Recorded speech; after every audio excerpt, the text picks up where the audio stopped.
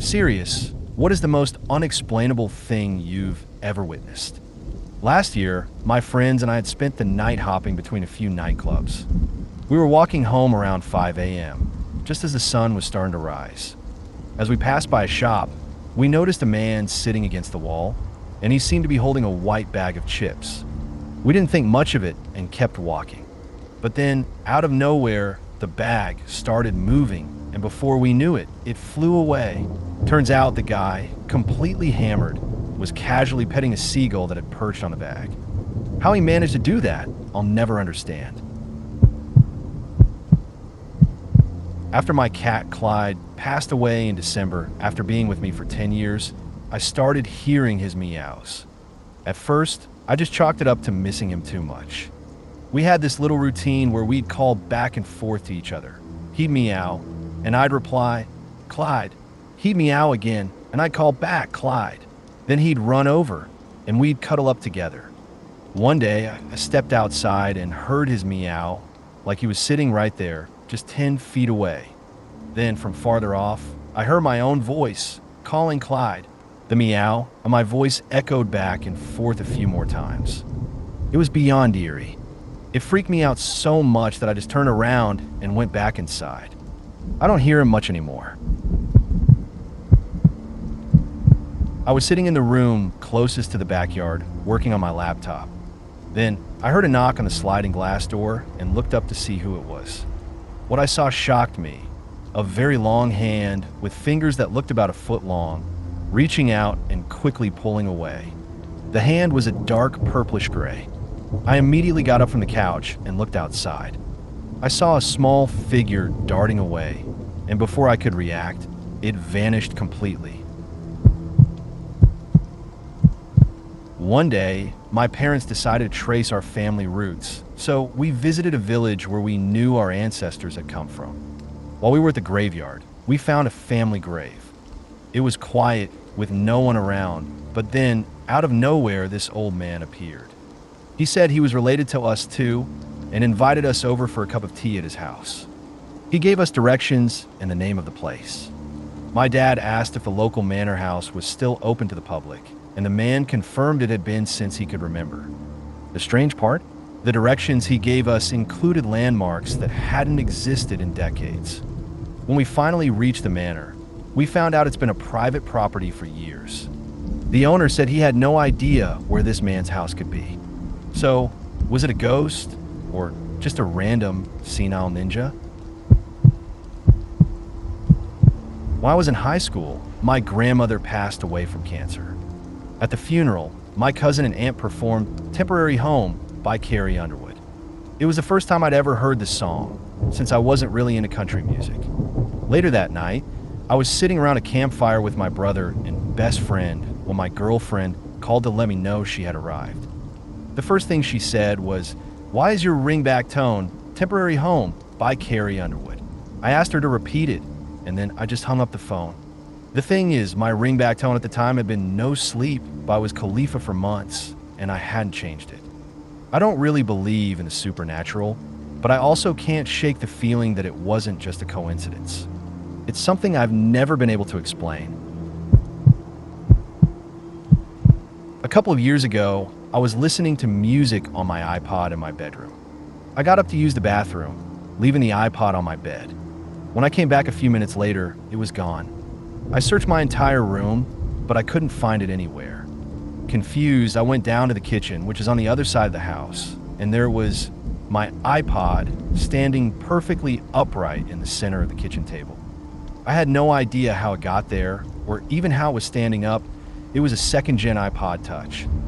Nobody had been home, all the doors were locked, and I hadn't even been in the kitchen before then. To this day, I still can't figure out how it ended up there.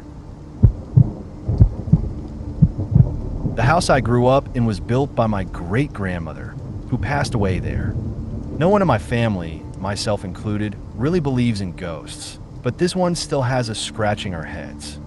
When I was about 8, my mom randomly lost her wedding ring. She couldn't remember taking it off, but sure enough, it was just gone. I remember searching with her for months, but after a while, she gave up and figured it was lost forever.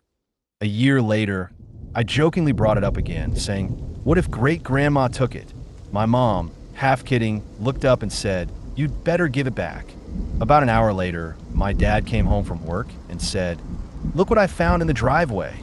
And there it was, the wedding ring. The strangest thing that has ever happened to me occurred when I was in college. My roommates and I rented an apartment built in the 1700s in Salem, Massachusetts. For the record, I don't believe in ghosts at all, but there were a few things in that apartment I can't explain. The apartment had a single bathroom with two entrances, one from the hallway stairs and one from my bedroom. One night, we were hosting a small party with maybe 10 to 15 guests. Someone went up to use the bathroom and came back saying it was locked, with no response when they knocked. We all checked around and no one was missing. Curious, I went up to see what was going on. I started pounding on the door from the hallway, but there was no answer. I went around through my room to the second entrance, and that door was locked too. More knocking, more silence. Starting to get freaked out, my roommates and I decided to kick the door down. It was an old house, so it wasn't that hard, and we barged into the bathroom expecting to find someone passed out or messing around. But it was completely empty. The door was locked from the inside, with two deadbolts. The one window had long been painted shut. As I'm typing this now, the hairs on my arms are standing up just like they were back then. How could two slide deadbolts lock themselves from inside an empty room? A bunch of other strange things happened in that apartment, and we finally moved out after a mysterious fire that the fire marshal couldn't explain. A few years ago, I was on a road trip driving from Florida to Kentucky. We were pushing through straight, so it was around 3 a.m., and we were getting close to Atlanta. We ended up behind a group of 4-box trucks and a van, definitely all traveling together. The drivers were these sketchy-looking guys, and what caught our attention first was how erratic they were driving. They were swerving, overcorrecting, constantly tapping their brakes. It was chaotic. What was even stranger was that the box trucks wouldn't let anyone in front of or beside the van.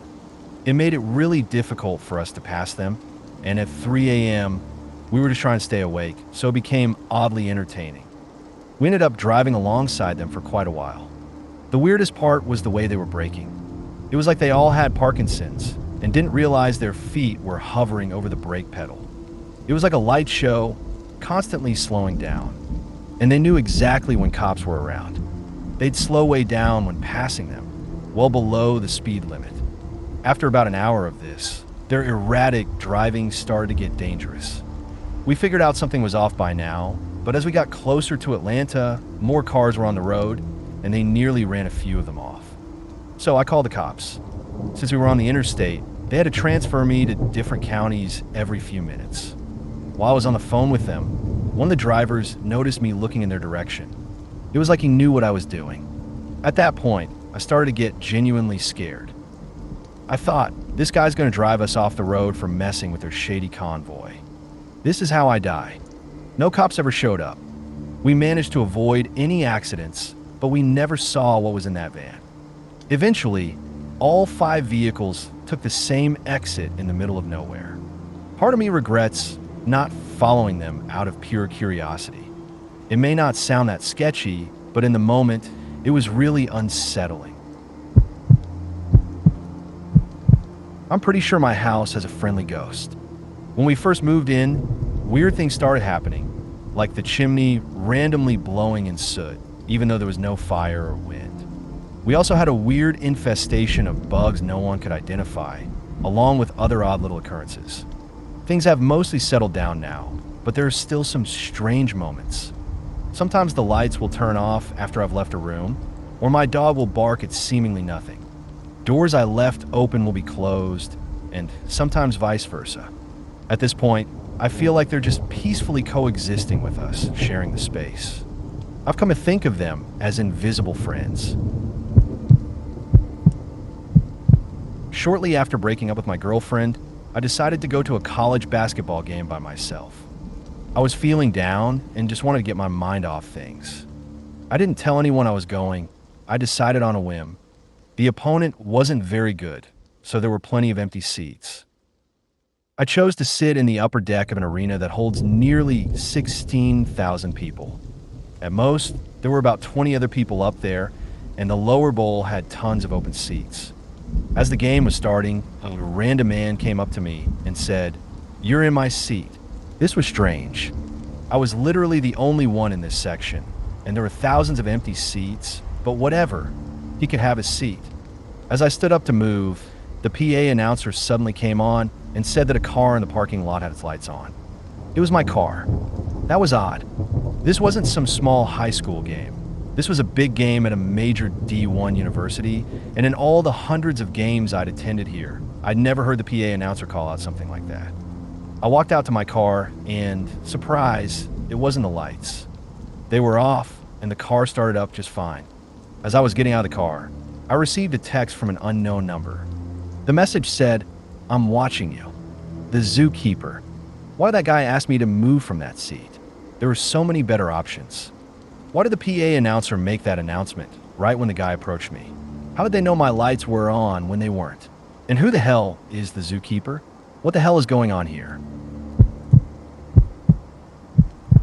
I once broke physics in college. We were working on a liquid-liquid separation in a massive car column, basically just a really tall tube with two outlet ports stacked on top of each other. We accidentally pumped too much water into the column, and sure enough, it started spilling out of one of the outlets like you'd expect. But here's the thing, the water was coming out of the top hole, not the bottom one. So we had water rising up a tube, passing right by an open hole, and then continuing another 5 centimeters or so before shooting out the top hole. We had no idea what was going on and just stared at it while the room started flooding. We couldn't replicate it though. It was the weirdest thing. I know it sounds nerdy, but there you go. I was walking home from school with a friend when we noticed a guy leaning against his car further up the road, almost like he was waiting for someone. As we passed by, he approached us and said, "I made you a painting," before handing my friend a print of a crudely painted old man. At the bottom, the words "The Lord God" were written. Without offering any explanation, he just walked back to his car and drove off. It really creeped us out at the time because it felt like he was waiting for us. Fast forward about 5 years. My friend and I were at our city's annual block party. We were heading back to our car when that same guy appeared, walking out from behind a food vendor's truck. It was dark, and I was absolutely startled. He again said, "I made you a painting," and handed me a slightly different version of the same print before I could even say anything. I still have it, and honestly, it freaks me out. It's the kind of thing that keeps me up at night. A friend of mine who has since passed away always insisted that his house was built on an Indian burial ground and was haunted. One night, I decided to stay over. It was just me, my 2 friends, and the dog, and we all slept in the living room. There was nobody else in the house, no animals, nothing. In the middle of the night, I woke up to the sound of someone running loudly up and down the basement stairs. I looked around, and my 2 friends were both sound asleep. I turned to check on the dog, and it was right next to my friend, looking absolutely terrified. That's when I was convinced his house was haunted. One night, I was at a Metallica show, stepped outside to smoke a cigarette, and 2 guys about my age walked up to me. They said they knew me, that we went to the same school, and then proceeded to list off the last 6 or 7 concerts I had been to, claiming they had seen me at all of them. The thing was, I had never seen these guys before in my life, but somehow they knew my full name. The next day, I walked into school, and there they were, sitting in the hall across from the door. I said hi as I walked by, and when the bell rang, they just stayed sitting there, not moving. I went to class, and I never saw either of them again. I asked around if anyone knew who they were, but no one did. They weren't in the yearbook either. One night, around 2 or 3 a.m., I was driving home from work. I live on a peninsula, so there's only one main road. It's a typical suburban area with small stores and churches along the way. As I was approaching the Baptist church, I noticed something strange over the steeple. It was a massive airship with a light on top that blinked red, green, and blue in an irregular pattern. The light was about 100 feet above the church, and the airship itself was long with vents on the sides where spotlights shone down onto the grass below. The thing was completely silent. I slowed my car to a stop and stared at it. My first instinct was to take a picture, but my old BlackBerry only had a 5MP camera and no flash. I had a nice DSLR in the trunk, so I got out of my car, still stopped in the middle of the road, to grab it. But the moment I opened my car door, the airship shot off at an incredible speed. I jumped back in my car, did a U-turn, and tried to follow it, but it disappeared into the night sky. I have no explanation for what I saw. It didn't have wings like a plane, it wasn't a helicopter, and it definitely wasn't a blimp. The only conclusion I could come to was that I hallucinated it. I wasn't drinking, I don't do drugs, and I've never had any hallucinations before or since. This wasn't a case of misidentifying something in the sky. It was right in front of me, barely 200 feet up, massive, and in my face. I spent weeks Googling UFO my area in every possible variation, but I never found anyone else who saw it. When I was about 17, I was hanging out at my friend's apartment building, which his parents owned. We had a place on the top floor, and we would often go up to the roof to smoke. One night, as we were getting ready to head up, I realized I had to pee, so I told him I'd meet him up there. After I was done, I headed up the stairs to the attic that led to the roof. There were no lights, so we always used our phones to navigate. The attic was old, dark, and cluttered, always giving off a creepy vibe. As I approached the door to the roof, I saw a shadow move past me. I figured it was my friend, so I started calling out, telling him to stop messing around. But the shadow passed me a few more times, and then I heard my friend's voice from downstairs. Turns out, he had been on the phone with his girlfriend the entire time and was in another room. I have no idea what that shadow was, but it really freaked me out. I told him what happened and said I didn't want to go back up there. He believed me, and instead of going to the roof, we decided to take a walk instead. About 8 years ago, I was house sitting for my aunt and uncle. Their house was in a new subdivision, and at the time, it was one of the only homes in the new phase, so it was about a mile away from the rest of the development. The house itself was pretty typical for a new build: 3 bedrooms, a garage, a screened-in pull-out back, skylights, etc. I was sleeping on the pull-out couch in the living room, so I could watch TV before bed. On the second night, I heard a thudding sound coming from what seemed like the garage. I went to check it out, thinking something might have fallen over, but I didn't find anything. I went back to the couch and eventually managed to fall asleep. A couple of hours later, I woke up to the sound of a silver polish infomercial on the TV. As I rolled over to grab the remote, I glanced up at the skylight right above me and saw an outline of a figure staring down at me. My heart dropped and panic set in. I immediately bolted to my aunt and uncle's bedroom, grabbed my uncle's gun from the top of the closet, and called the police. About 10 minutes later, though it felt like hours, the police arrived.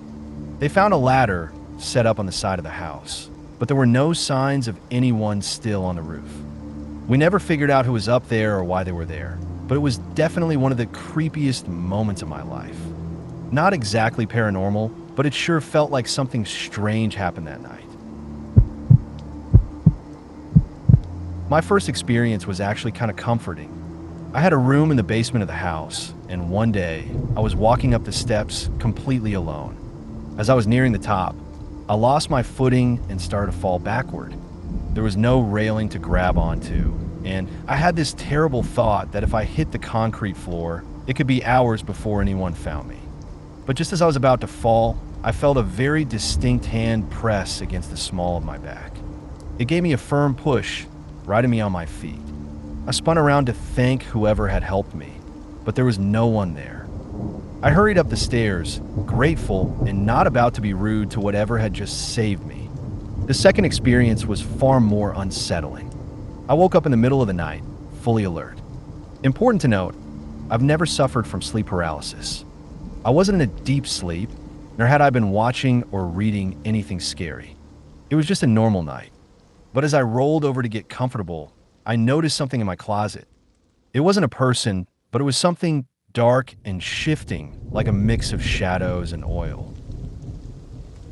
No face, no hands, just two small, glowing pinpricks of light. I had this sudden, overwhelming certainty that if I called out or moved, it would step out of the closet and take my soul.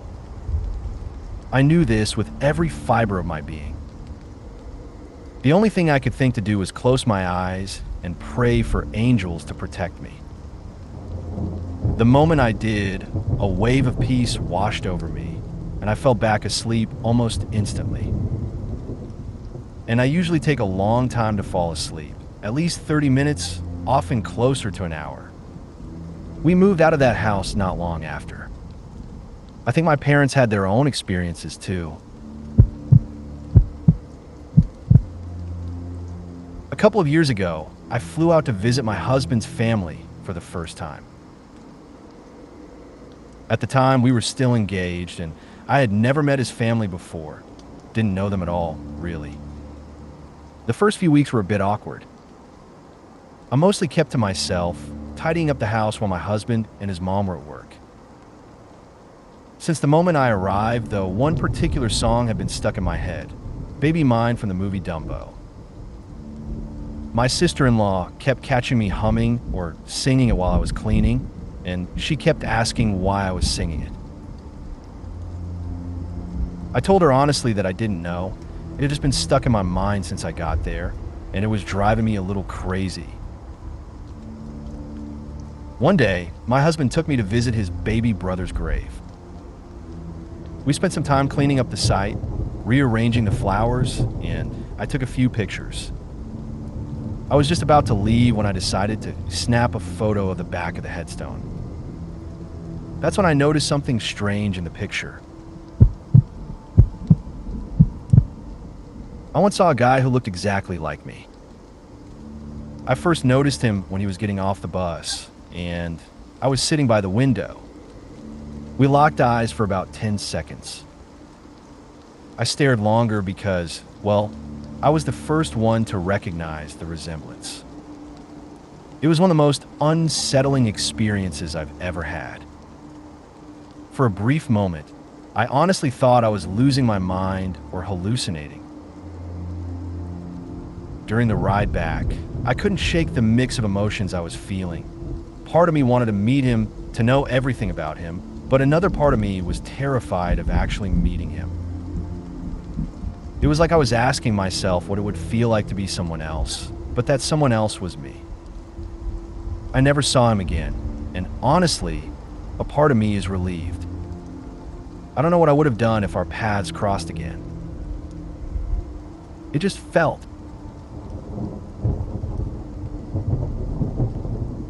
wrong, like something strange was hanging over it all, like the world might split open and swallow me whole. Still, it remains one of the eeriest moments I've ever experienced.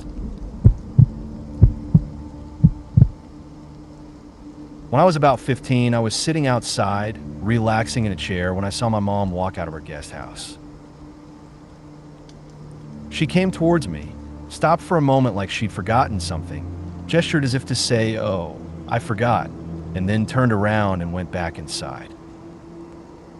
A couple of minutes later, I walked into the main house and headed to my room, where I found my mom lying on my bed, fast asleep. My room had blackout blinds, so she often took naps there if her headache was bad.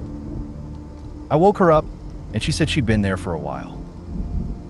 I like to think my mind just had some weird glitch, and I imagined the whole thing. Just to clarify, it was broad daylight, and everything seemed perfectly normal about her when I saw her. I even called out to her, but she didn't respond, as if she didn't hear me. It still makes me wonder what happened that day. When I was a teenager, my house would occasionally do some strange things. It's mostly stopped now, but every once in a while, something odd would happen. The weirdest occurrence was when my mom and I were standing in the kitchen. The door to my room was open nearby, but no one was in there. As we were talking, out of nowhere, a piece of jewelry came flying out of my room and slid across the floor. To this day, we still have no idea how it happened. Ironically, neither of us was really freaked out by it. It was just one of those strange, unexplainable moments. I worked at a store next to a graveyard, and there was this regular customer who always told us our store was haunted. I usually just brushed it off and engaged her in conversation, but I didn't pay much attention to her comments about it. One day, though, she came in and told me, "Child, I need you to be careful. Whatever's here does not like you. I don't want you hurt, so I made this for you to protect you." She handed me a silver necklace with a real human tooth in the pendant. I thought it was really unique and kind of awesome, so I wore it all the time and never took it off. A few months later, I found myself staying at a hotel because my apartment was being renovated. The first night there, I took off my jewelry to sleep.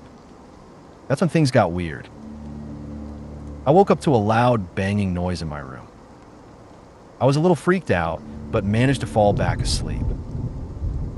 Later, I felt something grab my neck, and I couldn't sleep the rest of the night.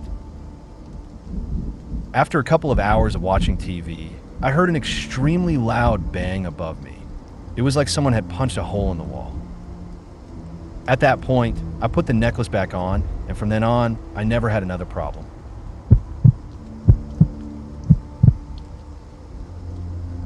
On the 4th of July, 2014, in Portland, Oregon, my friends and I were hanging out outdoors, enjoying the fireworks, sipping beers, and smoking weed. As we were watching the sky light up, we spotted two bright orange orbs floating in the air. The immediate thought that crossed our minds was UFOs. Later that night, when I got home, I Googled UFO 4th of July Portland. While I didn't find anything specific about that evening, I did come across reports from the previous year, where others claimed to have seen similar sightings. The following day, while we were at the Portland Blues Festival with most of the same crew, a young boy, around 9 or 10, approached me. He seemed to be alone and asked, "Can I tell you something?" I nodded, curious about what he had to say. He went on, "Last night, I was with my uncle while he was working. He monitors security cameras for a bank. He showed me how the thermal camera works, and we saw 3 bald men walking down the sidewalk who weren't showing any body heat. Then, without another word, he turned and walked away. One time, my brother bought a Minecraft miniature from Walmart. When I was at his place, he showed it to me and explained it cost $5. It was tiny and honestly seemed like a bit of a ripoff, so he wasn't planning on buying anymore. A few days later, I went back to his place, and while I was using the bathroom, I came out and noticed the little zombie figure on the floor, definitely not in the spot where the display shelf was. I picked it up and brought it to him. When he went to put it back, though, he discovered that his original one was already there, and now there was a second one in his apartment. He immediately thought I was messing with him, but seriously, why would I spend $5 on a miniature that wasn't even worth that much just to prank him? I wasn't about to go out of my way for that. It was around 1 a.m., just after I got off work, and I was heading to the store to grab some late night snacks. As I was backing on my driveway, I looked up and noticed several bright orange lights hovering about 500 feet above. They weren't moving independently of one another. Seemed like they were part of the same object. In the dark, I could barely make out the shape they were attached to. It was round and dark, kind of like a quadcopter. At first, I thought it was a drone because it wasn't moving like a plane and there was no sound like you'd hear from a helicopter. But after staring at it for a few seconds, I realized it was way too big to be a personal drone. If it were on the ground, I'd guess it'd be at least 20 feet across. As I was still backing out, I thought about grabbing my phone to take a picture, but by the time I'd gotten out onto the street, the thing had slowly drifted out of sight behind a tree line. That's when I started to doubt myself. I knew I wasn't crazy. I wasn't on anything, no alcohol or drugs. I had definitely seen something. But at that point, I couldn't see it anymore, and I was just on my way to get food, so I tried to shake it off. Well, I got to an intersection near my old middle school, which was in roughly the same direction I'd seen the lights earlier. I looked up, and there it was again. Much closer this time. The lights around the craft were even brighter, and it was slowly hovering above the school and the nearby neighborhood. The craft itself was dark, almost black, and stood out sharply against the night sky. It was big and round, and the best comparison I can make is something like a UFO with those bright orange lights circling it. I was totally stunned, just staring at it as it drifted out of sight again. After that, I went to the store, still trying to wrap my head around what I'd seen. I can't say for sure it was aliens, but it was definitely something unlike anything I'd ever seen before. One evening, my mom and I were trying to get her stubborn dog to go out into the backyard, but she wasn't having it. As we were coaxing her to go, I suddenly heard a loud clap right next to my ear. Confused, I turned to my mom and asked, "Mom, why did you clap so close to my face?" She looked at me, puzzled, and said, "I didn't clap. I thought you did." I was on the board of directors for a local nonprofit business group, and we were having our monthly meeting. I've been on the board for years, so I knew everyone pretty well, especially the guy sitting next to me. He's a highly successful businessman in a major city, very high profile, does TV commercials where he's the on-air talent, and he's just an all-around serious guy. At the start of every meeting, we all silence our phones or turn them off. Anyone whose phone rings audibly has to pay a fine. Most of us just set our phones down on the table so that if something urgent comes through, we can quickly glance at it, excuse ourselves, or silence it. About 20 minutes into the meeting, this guy's phone rings. He freezes, and the color drains from his face. We all look at him, waiting for him to excuse himself or silence the phone. But instead, he picks it up. He says hello a couple of times, listens for a second, then quickly hangs up. The rest of us sit there, waiting for some sort of explanation for the interruption. He finally speaks up, saying the caller ID showed his dead uncle's name. His uncle had passed away years ago. When he answered the phone, he heard his uncle's voice, but it was muffled, and he couldn't understand what the message was. Freaked out, he just hung up. I didn't buy it first, so I called him out. He handed me his phone to show me the caller ID. Sure enough, it had his late uncle's name. I still wondered if it was a recycled phone number that someone else was using, and maybe the voice sounded like his uncle. But the way he reacted, it seemed too real to just brush off. Months later, I asked him if it had happened again. He said no, and when I asked if he'd made it all up, he insisted it wasn't a joke. He's a pretty straightforward guy, so I believe him. To top it off, he ended up buying a new phone with a completely different number. This happened a while ago, but I still remember it clearly. I was 15, home alone with my 19-year-old brother. It was around 11 p.m., and I was just sitting on the couch in the dark with all the lights off. Suddenly, I saw what I thought was my brother standing there, about his height, just staring at me. Without thinking, I took my socks off, balled them up, and threw them at him. But when I looked closer, I realized it wasn't him. What I saw was something else. It darted away, running like a cartoon dog, all quick and weird.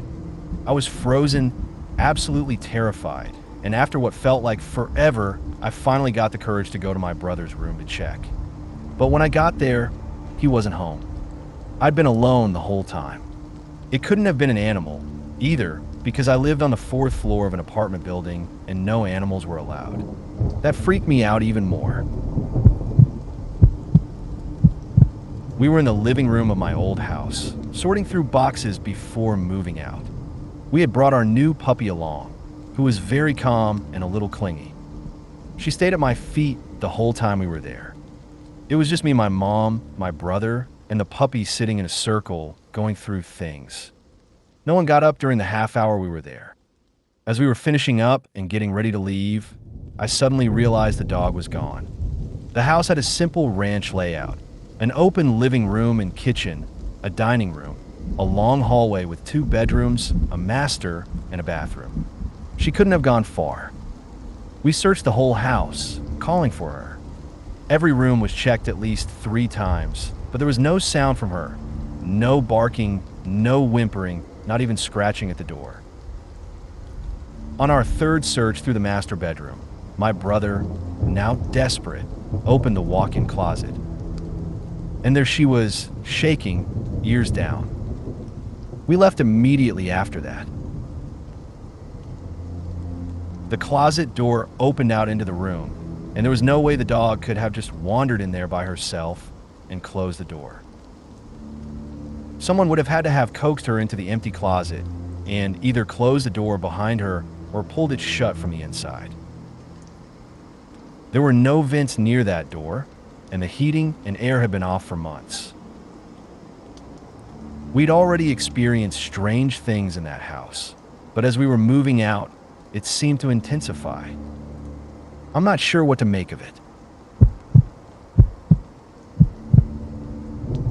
When I was a kid, my house was haunted, though it's weird to say that now, because I'm not even sure I believe in ghosts.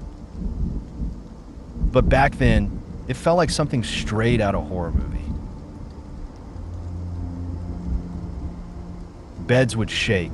I'd feel like I was being strangled by invisible hands. There were cold spots in random places. Animals acted strange. We'd hear footsteps with no one around. Faces appeared in the windows, and sometimes it felt like my feet were being tickled.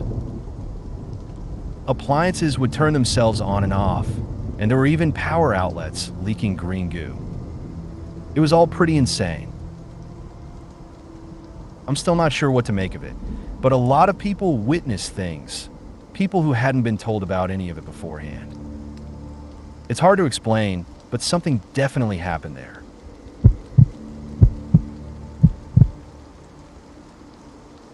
One time, I was in the kitchen of my old apartment when a bright golden yellow light suddenly flashed across the fridge for a split second. It couldn't have been car headlights or a reflection. My window shades were drawn, and the apartment didn't even face any roads. Another time, while I was in my bedroom, I saw a shadow that looked like a man's profile wearing a top hat. I got out of bed and went to the spot where the shadow was, moved a bunch of stuff around, clothes, objects, yet the shape of the shadow never changed. It stayed exactly the same. When I was 7 years old, I was out shopping with my family when I saw something strange in the sky, maybe a UFO. I can't say for sure what it looked like, but it was a large black disc hovering over a hill, and it was broad daylight. Then it made this odd, eerie sound. I quickly asked my brother to look at it, but by the time I turned back to point it out, it had vanished. What was really weird, though, was that nobody else seemed to notice it at all.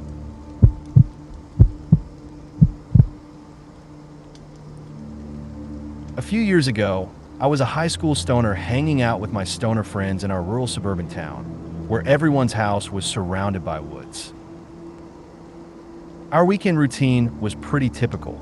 We'd crash at a friend's place, wait for their parents to fall asleep, and then sneak into the woods to smoke. That night was no different. We were sitting in a pile of leaves, passing around a makeshift smoking device. One person would take a hit, while the other used their flip phone as a flashlight to see the piece. When it was my turn, I took the piece, lit it up, and filled my lungs with smoke. About halfway through the hit, I suddenly heard Red Robin, loud and clear. Completely caught off guard, I started coughing like crazy. The tune immediately stopped after that one line. But I swear, it was like someone had set up a TV right in the middle of the woods, cranked up the volume, and played the Red Robin jingle. It was exactly like the commercial. I glanced around at my friends, hoping to see some sign that they had heard it too. But they all just looked kind of high and confused, like typical high school stoners. I figured it was just me having a weird auditory hallucination. After all, there were miles of woods in every direction, and it was 1 a.m. So I took another hit. Right as I was about to inhale, my friend sitting next to me said, "I swear I just heard the Red Robin jingle." I started coughing again. That's when we all started freaking out. We realized that everyone had heard it too. We spent the rest of the night debating whether or not we should go to Red Robin, eventually giving up and making cinnamon rolls before passing out. I've brought it up since, and everyone remembers it, though none of us can explain it. It either was some kind of paranormal experience, or maybe the best stoner marketing campaign ever. When I was 9, I witnessed something that really shook me. I was sitting there eating pizza when I saw a car crash into a tree right outside. The driver scrambled out of the car, screaming, and rushed to pull his friend out. The guy he pulled out looked completely drained, almost glowing white. He was shaking uncontrollably and had this eerie, possessed look on his face. When the paramedics arrived, they barely seemed to help him. I don't even know if they were able to save him. The drug education seminars at school didn't do much to scare me off, but what I saw that day, seeing the real consequences of drug use, was terrifying enough to keep me away from it for good.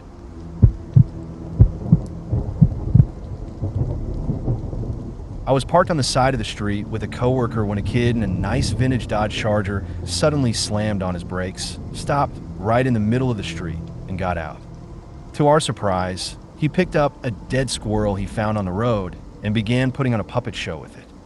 For a solid 5 minutes, he made the squirrel dance and sing show tunes like it was the star of the show. He only stopped when he finally looked up and noticed we'd been watching the whole time.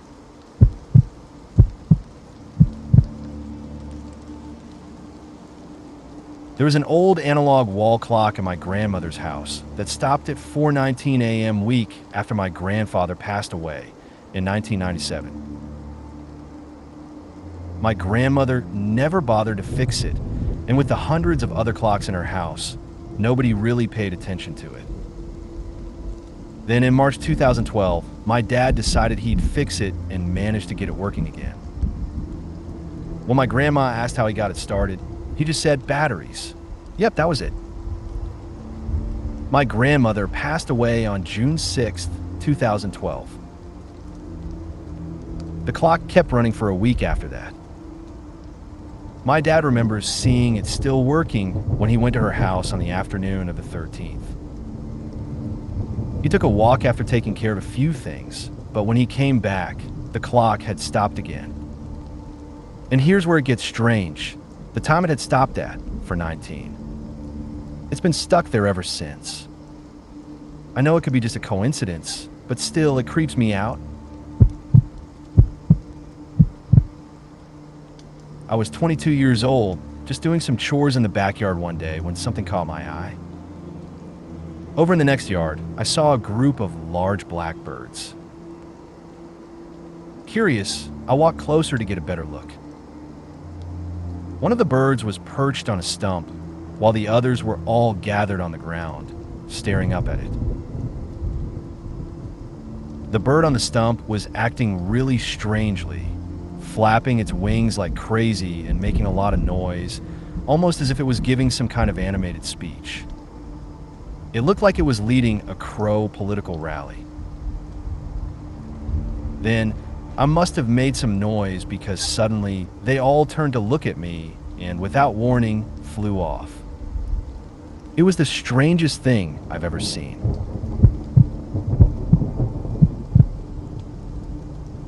One night, while I was walking home, I saw what looked like a silhouette with glowing red eyes standing under a streetlight. I tried to brush it off convincing myself I must have hallucinated or just seen something weird. Either way, I decided to take a different street and stop going out so late after that. When I was about 14, I witnessed an unsettling encounter. A guy who was collecting scrap from a junkyard was going about his business when a homeless man approached, trying to steal some of the scrap. The collector grabbed a metal pipe. Though it wasn't entirely rigid, it was still a pipe, and started whipping the homeless man with it. My stepfather called the cops, but by the time they arrived, the homeless man was a bloody mess. A while back, my friend and I were trying to sneak into a bar since we were underage.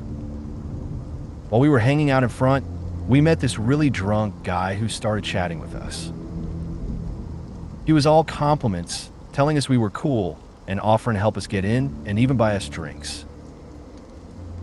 Out of nowhere, a security guard came sprinting toward us and started talking to the drunk guy. I was a bit drunk myself, so I didn't catch everything, but I heard the guard ask something like, "Is that your friend over there?" and pointed to a guy running around in circles, screaming in the parking lot. Then things got weird. The drunk guy suddenly got super serious and asked, "Is he going for the balls?" The security guard replied, deadpan, "Yes." Without skipping a beat, both of them ran off after the guy. I kind of blacked out after that. We were set decorating in an old, abandoned hospital for a feature film. My second AC and I were walking through the upper floors of the building. Most of the emergency exit doors at the end of the hallways were locked, so we had to walk back to the main elevator or stairwell. The rooms were open, though, and we were searching for any air conditioning units left behind since it was getting pretty warm. As we reached the end of one hallway in the long-term patient care wing, we both distinctly heard keys jingling on a chain, one that could have held 1,000,000 keys. I stopped and asked my friend if they were his keys. We both checked our pockets, but we had definitely left everything on the main floor with the rest of our stuff. Suddenly, we heard a door at the end of the hallway swing shut, followed by a loud bang that echoed through the empty corridor. We quickly checked every room, but there was nothing. No keys, no air conditioning units, just silence. This happened to me in 2009. I was getting ready to go to a friend's party, but before that, I was watching a movie. I'm pretty sure it was a Bleach movie.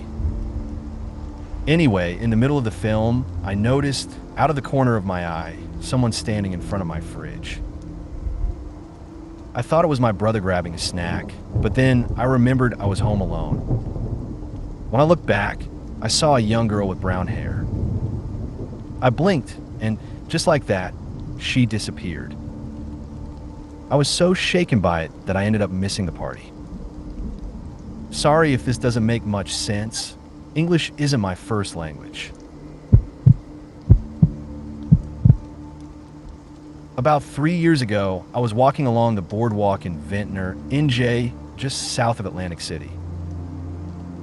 As I looked out over the ocean, I saw 6 circular lights hovering in a perfect line. Then, out of nowhere, they suddenly shot off in different directions at speeds faster than anything man-made I've ever seen. To this day, I'm still baffled by what I saw. My great-aunt passed away after a 10-year battle with cancer. She was very religious, and though her passing wasn't easy, she accepted it with grace. She absolutely adored cats, owning several throughout her life. She was never married, and I'm not sure she ever had a serious relationship with a man. She also had a special love for redbirds, robins, I believe. After her death, some strange things started happening. first, my two cats began staring at the ceiling constantly. They would walk to a specific spot, meow at it for a little while, and then go back to their usual cat routines. This continued for about 2 months after her passing before it finally stopped. The second event happened around the same time. I had taken my aunt's cat, who was very old and sickly, but he needed round-the-clock care, so I asked my mom to take him. That's when my cats started staring at the ceiling. About a week after I gave the cat to my mom, she noticed him staring at the ceiling too.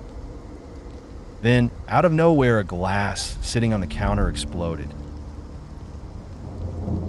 My mom immediately started explaining to the cat why she had taken him, and as soon as she did, the cat stopped staring at the ceiling, just like my cats had. A few days later, she was dealing with some family drama in her bedroom when another glass, this time in the bathroom, exploded. My mom, being extremely religious, took this as a sign from my aunt, urging her to let go of the drama. The last strange incident happened with the roses from my aunt's funeral. One of my cousins knew someone who could turn the petals into jewelry, so we all sent our roses off to be transformed into keepsakes. One day, my cousin left the roses on her couch before heading out, and when she came back, they were gone. She panicked, searched the house for a week, and finally gave up. But then, a red bird landed on her windowsill. At that moment, she had the thought to check an old trunk she'd already searched 3 times. When she opened it, there were the roses. It's probably just a bunch of coincidences, but for those of us who were trying to feel closer to an important member of our family who left us, it was something we just couldn't explain.